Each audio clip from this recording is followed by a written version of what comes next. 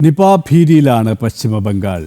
ബരാസത്തിൽ 2 നഴ്സുമാർക്ക് Nipah സ്ഥിരീകരിച്ചു. സമ്പർക്ക പട്ടികയിൽ 120-ലധികം ആളുകളുണ്ട്. ആവശ്യമായ നടപടികൾ സ്വീകരിച്ചതായും പ്രത്യേക കേന്ദ്ര സംഘത്തെ നിയോഗിച്ചതായും ആരോഗ്യ മന്ത്രാലയം വ്യക്തമാക്കി. പശ്ചിമബംഗാളിൽ നോർത്ത് 24 പർഗാനസ് ജില്ലയിലെ ബരാസത്തിൽ സ്വകാര്യ ആശുപത്രിയിൽ ജോലി ചെയ്യുന്ന 2 നഴ്സുമാർക്കാണ് നിപ സ്ഥിരീകരിച്ചത്. ഇവരുടെ നില ഗുരുതരമായി തുടരുകയാണ്. രോഗത്തിന്റെ ഉറവിടം ഇതുവരെ കണ്ടെത്താനായില്ല. നിപ സ്ഥിരീകരിച്ച നഴ്സുമാരുടെ സമ്പർക്ക പട്ടികയിൽ 120-ലധികം പേർ ഉൾപ്പെട്ടിട്ടുണ്ട്. ഇതിൽ കൂടുതലും ആരോഗ്യ പ്രവർത്തകരാണ്. ഇവരെ പ്രത്യേകം നിരീക്ഷിച്ചു വരികയാണെന്നും രോഗബാധയുടെ ഉറവിടം കണ്ടെത്താൻ ശ്രമിക്കുന്നുണ്ടെന്നും അധികൃതർ അറിയിച്ചു.